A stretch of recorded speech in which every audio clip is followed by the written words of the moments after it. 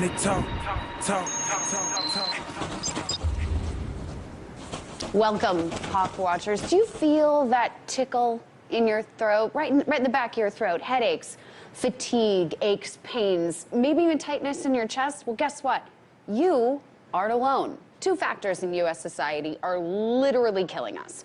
Filling our bodies and minds with toxic substances. New buildings seem like they would be the pinnacle of cleanliness, air filtration, and non-toxic substances. But that's simply not true. Here in the United States, even chemicals are innocent until proven guilty. The chemicals that are used to make the affordable carpeting, insulation, paint, laminate, wood floors, and even the fabrics of window curtains have chemicals in them that could be making you sick. And the second thing making us ill is the media. Not just one station or a network, but this new culture of journalism and infotainment that's turned news into marketing campaigns. Substance is less important than style. Pizzazz. Our shelter is making us sick, and the machine of big media is pressing the truth out of everything it gets in its teeth. Maybe we should stop to smell the danger and start watching the Hawks. If you want to know what's going on in your city, in your streets, never back down like Tyrell, and the truth is what you seek.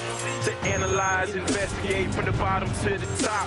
You speak your mind like Sean Stone, whether they like it or not. I got Tabitha, Miss Wallace, with the wisdom and the pearl. Between the outrage and the evidence, what's going on in this world? Watching the Hawks, watching the Hawks, watching the Hawks. Listen when they talk. Welcome, everybody, to Watching the Hawks. I am Tabitha Wallace. Is your corporate workplace quietly and secretly killing you?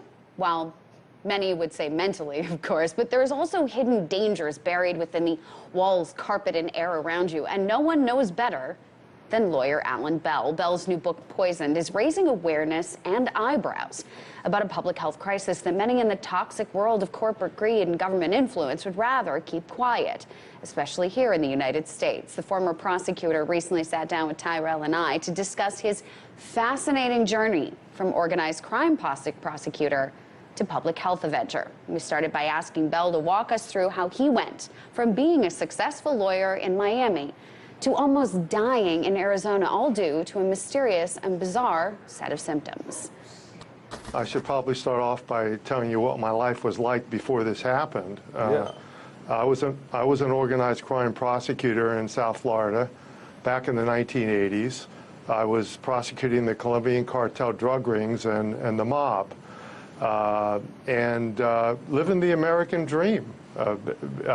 This was the time of the cocaine cowboys in the 1980s. It was an amazing time. And suddenly I came down with a set of symptoms that were pretty bizarre. I developed a sore throat. I started to get burning eyes, burning lungs, fatigue. My joints started hurting me. I felt like I was getting a flu.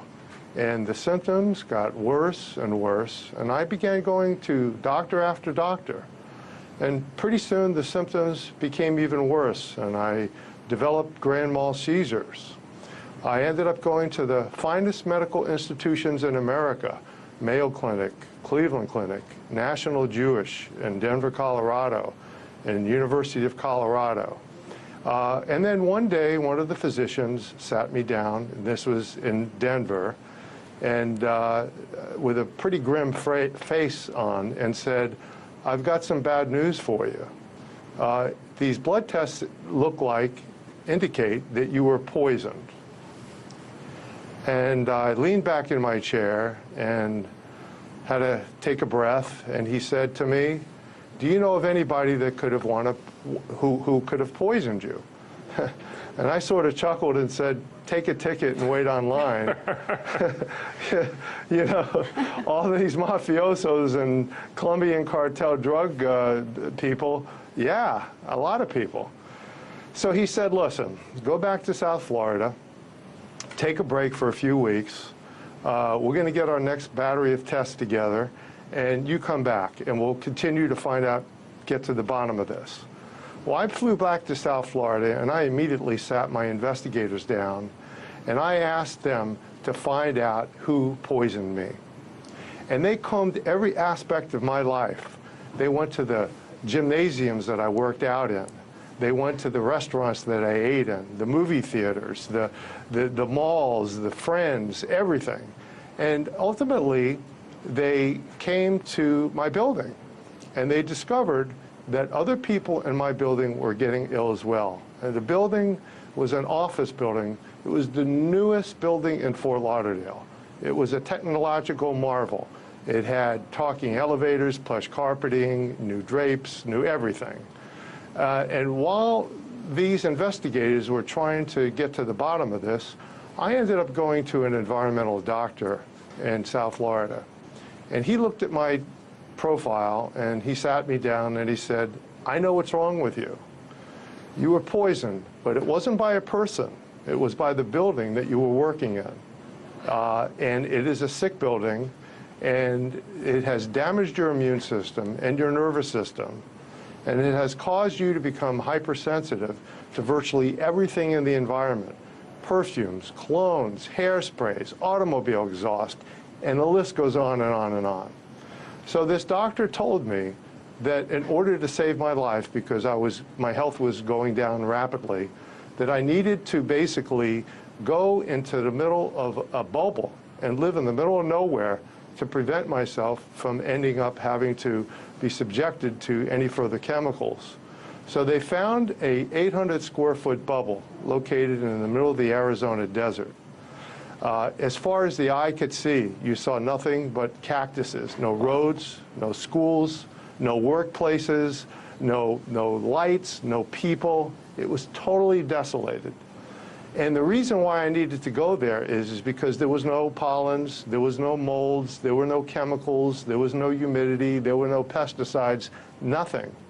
Now, inside this bubble was basically glass, brick, and steel. Nothing else, no carpeting, no drapes, nothing. And by this time, I had ended up in a wheelchair tethered to an oxygen tank. Wow. Now, I'm 6'2". I'm 6'2", and I was an athlete before this happened to me. I was 190 pounds, and I went down to 145 pounds. And here I am in a wheelchair, tethered to an oxygen tank, in the middle of the desert. And I look to my little girl, and I see this little redheaded girl, 2 years old, my daughter, Ashley, batting her big blue eyes. And I thought to myself, I've got to find a way out of this, because my little girl is not going to become an orphan. Yeah, that's incredible. So I looked. So Yeah. it's interesting. So it goes back. You go back to the just for a second. I want to go back to the building. I think that's something that's so important about your story, and then we'll get to how you sort of treated it. Is I think a lot of people who've ever worked in office buildings, especially some of the newer ones, I always call it office sickness. You know, you start in a new office and you get a terrible cold and a terrible flu. And then you're always getting sick. And it's this idea that we kind of tell each other that, oh, it's because everybody's passing around, it's flu season, as it's always flu season in an office. What was it in these buildings, and what is it that's dangerous to people in these toxins that you're seeing? And why isn't there more of a concerted effort to combat the dangers of the toxins that are going into workplaces? Okay, well, first of all, according to the Environmental Protection Agency, our own federal government, 75 million buildings are sick. 75 million Americans get sick each year because of the buildings that they work in. Now, that's just the buildings that we work in. That's not even counting the homes that we live in. These are just the office buildings. And you ask, well, what's inside these buildings that are making us sick? There's all kinds of things. There's molds that can make you sick if it's an older building. If it's a newer building, or if it's undergone new renovation, it's chemicals that are being outgassed from the new materials. And these chemicals are volatile organic compounds, otherwise known as VOCs.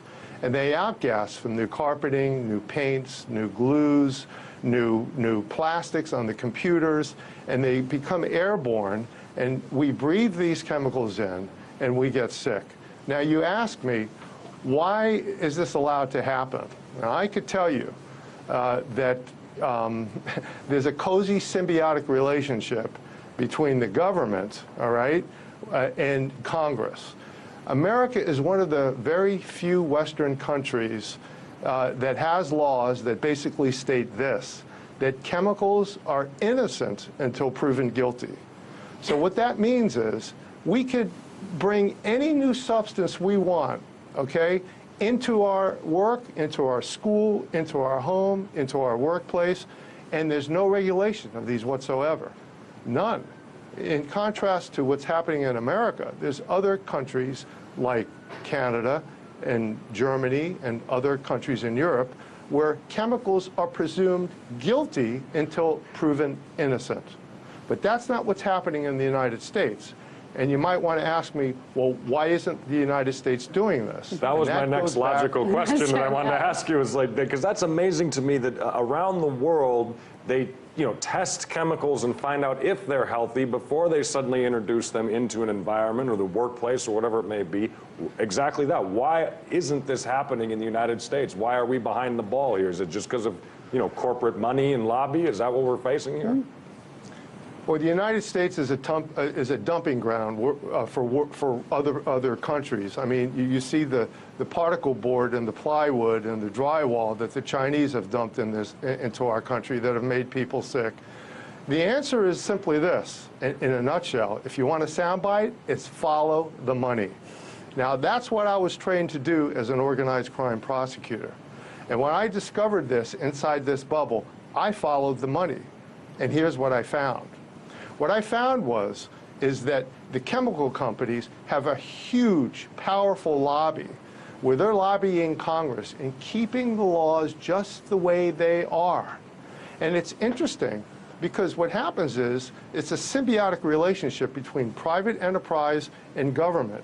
You see a lot of the government decision makers in high levels retire from government, and where do they go? They go to private sector, the very companies that the government is in charge of regulating.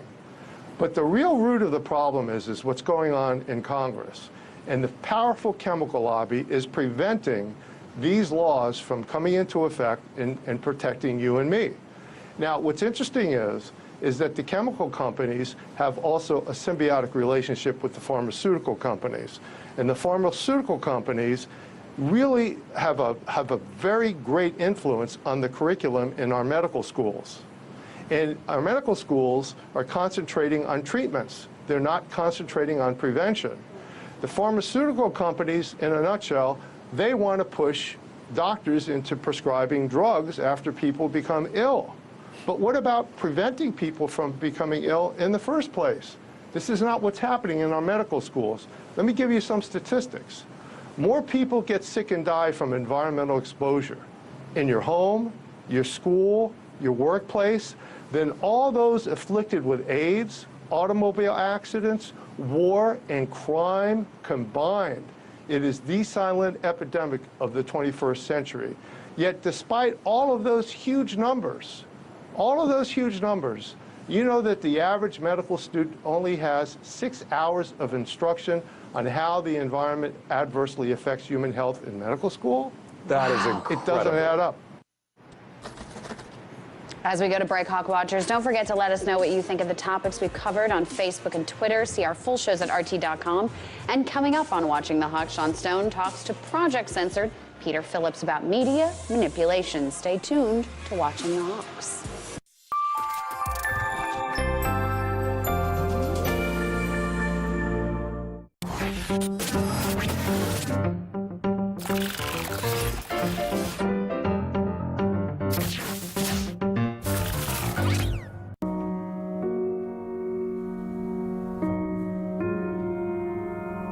By October 2006, we were in Iraq. I'm here for a reason. I'm protecting America. All the lies. We know there's an arrest warrant for her for deportation. She will be arrested when she crosses the border, when she's forced out next week. And I call on our Prime Minister to do what is right and stop the deportations. War resisters, welcome here! War resisters, welcome here! They were volunteers into the military of a democratic country, and that's being taken into consideration by our IRB and our courts, which is why to date, none of these applications for refugee status have been successful, I think. It's important to allow the Warrior Sisters to stay in Canada because fundamentally we do not agree with George Bush war on Iraq and or in Afghanistan. Here's what people have been saying about Redacted tonight. Give it to us. Redacted is full-on awesome. Real? The only show I go out of my way to watch every week. It really packs a punch. Lee Camp is the John Oliver of RT America. They do have the same accent. Hey, we are apparently better than boobs. Nothing's better than boobs. You see, people you've never heard of love Redacted tonight. The president of the World Bank, though, hates it. Yeah, well, he doesn't really have any taste. Seriously, he sent us an email.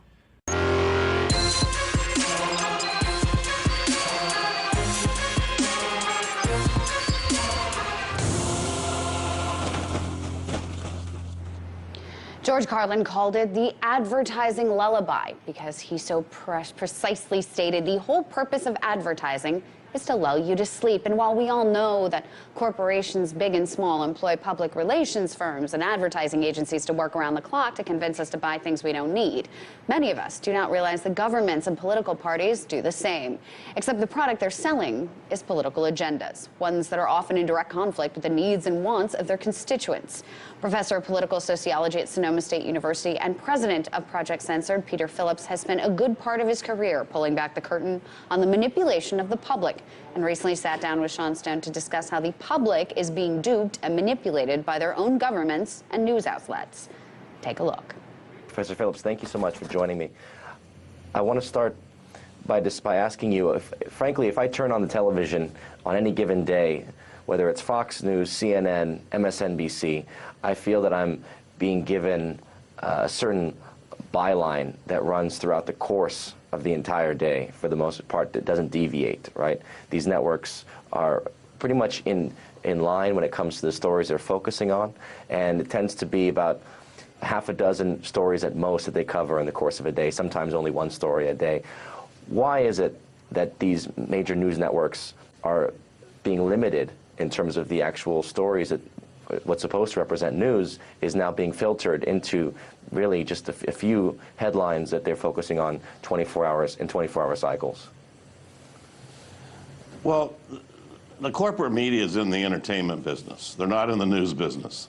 So they're looking for stories that are going to be, something that will be stimulating or building people's curiosity, and something that's has an emotional content. People died, bombs went off, that sort of thing. So most of the stories in corporate media today are coming from what we call public relations and propaganda firms. So they are pre-packaged. So if we look at the news, whether it's a newspaper or in corporate media, 80% of all the news stories are being funneled through a public relations propaganda firm, either government or a private firm. And that's the study that we worked on. And you described in that study how these PRPs have become multi-billion-dollar business, averaging revenue around $35 billion annually. And so who are some of the major corporations that are employing these public relations firms in the first place to influence media? All the big corporations in the world, the corporate 500, the corporate 1,000, any product you see in a supermarket like Safeway has a public relations company that's marketing for them. And there's really any difference between public relations advertising and propaganda. You're making an attempt to persuade people to think a certain way, buy something, or support a political position in some capacity. So these companies do both. They work for government, they work for private corporations, they work for nonprofits, and they're worldwide. So the largest ones are WPP, Omnicom, and Interpublic Group. And these are massive corporations, $35 billion a year in sales. Another major aspect, I would say, of the propaganda, public relations that we see on the mainstream news tends to be centered around the military-industrial complex. The fact is that a lot of the commentators, for example, we'll see on the news channels are former CIA analysts, right? Or they'll be former military generals, these types who become analysts on these networks. So how much of a stake does the military-industrial complex have in this entrenched globalized economy? Well, the corporate media is continually working with the military-industrial complex in the sense that we actually say the military-industrial media complex because they're so interlocked. And the Pentagon will release listings of these 100 ex-generals or ex-admirals are approved for use by corporate media or recommended. And when they recommend, that's who gets on the air. So there's this there's a relationship between continuing to convince the American public that the military is there to support and protect them versus the real fact that the U.S. empire, military empire, 700 bases worldwide, and NATO together are really about protecting centralized capital in the world. That's the transnational capitalist class, the 1,000th of 1% of the people who control $100 trillion worth of wealth. They want to be able to invest that wealth anywhere in the world and have no interference from other governments. So that's what the military empire is about, is protecting their capital. It's not about protecting us. But the media is there to convince us that they're there to save us from terrorism and other threats. And certainly, before the ascendancy of these PRPs, we know back in the 1970s, for example, Carl Bernstein was one of a number of reporters who broke the story about the CIA actually planting not only stories, but also journalists, essentially either having journalists on payroll or deploying agents into the realm of journalism, and ultimately thus being able to affect stories. Do you believe that is still the case with the intelligence agency and other intelligence operatives actually working within the so-called Fifth Estate?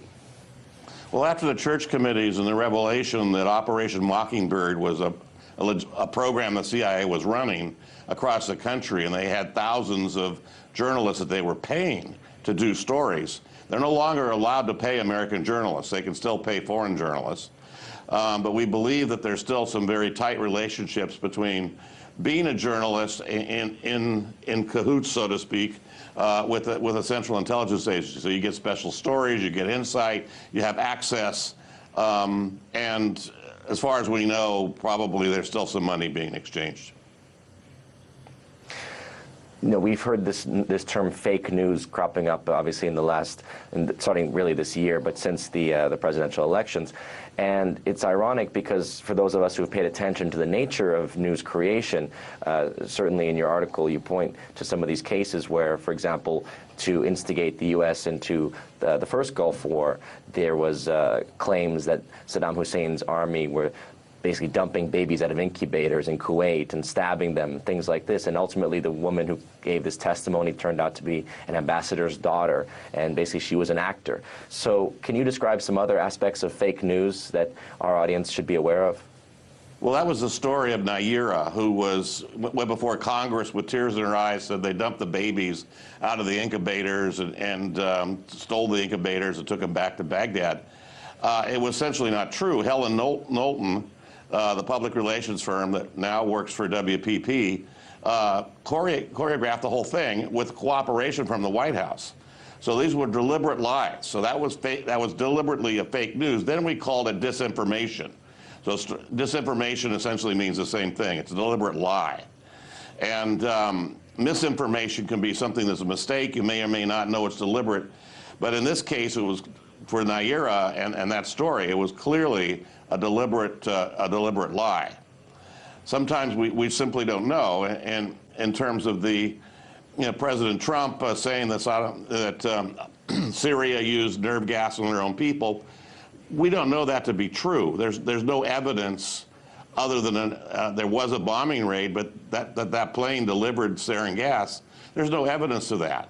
So if anything, that's misinformation. And corporate media in the U.S., for a while, when they first started, when that first happened, they're saying alleged attack of sarin gas. And then it very quickly became, within a couple of days, almost factual that Assad had used sarin gas on his own people. The rest of the world and media, corporate media, sees it differently, and that it's still to be determined. And certainly, it's a nature of spin and how basically how quickly I feel like the mainstream media expects people to forget, in a sense, right? Where they go from the first day or two and a few days, it becomes an allegation, and then within a few weeks, it then becomes the truth. It becomes fact. There's this notion that people, right, the fact is because people actually have forgotten. How much do you see our reality like the book 1984, where basically the media is controlling and telling us a narrative that is increasingly fictionalized? When it comes to corporate media, and if you don't have independent sources, you're getting mostly propaganda. You're getting a very straightforward State Department, Pentagon approach to how they see the world, and without a critical eye or view from other sources. So that makes stations like RT, Telesur, and other sources of independent news, global research, Truth Out, very important for the American public to have access to other points of view and other stories. Now, they've been trying to call that fake news or propaganda news from the other side, and that's simply wrong. I think that's where the term fake news has emerged. It's just trying to discredit people like WikiLeaks and some of these other organizations that are releasing factual information and doing a really good job of telling us what's going on. And they want to try to convince the American public that, well, that's fake, and if you can only listen to MSNBC or Fox, and that'll tell you the real truth.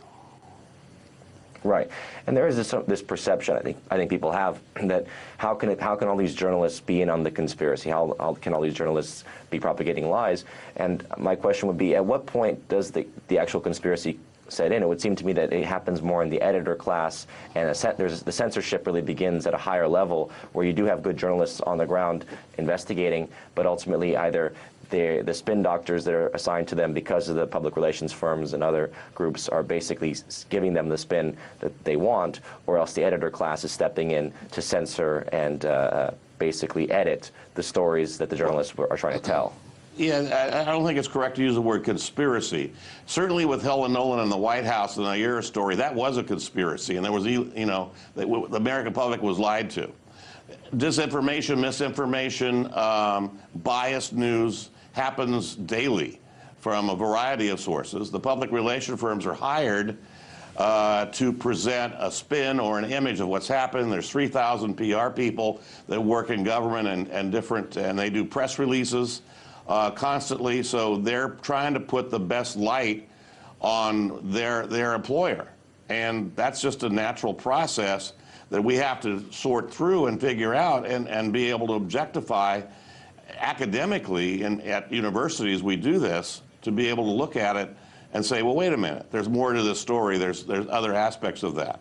And that's what our research program, Project Censored, is doing now for 40 years.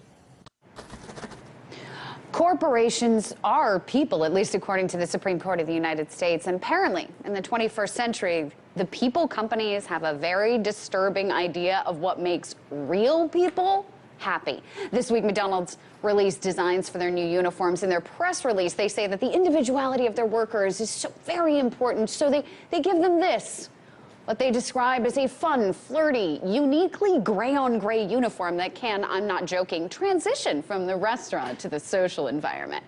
The social environment they're thinking of is clearly some sort of Logan's Run-esque vision of Mickey D's under a hedonistic biodome where no one lives past 30.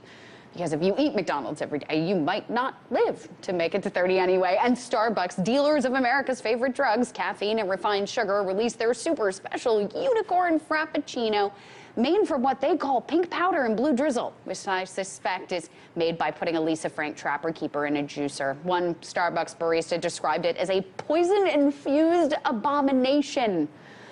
Let's hope in the real future we have more options for mass-produced food than dystopian diabetes and colors for flavor choices. That is our show for you today. Remember, everyone, in this world, we're not told we're loved enough, so I tell you, I love you. I'm Tabitha Wallace. Keep on watching the Hawks, and have a great night, everyone.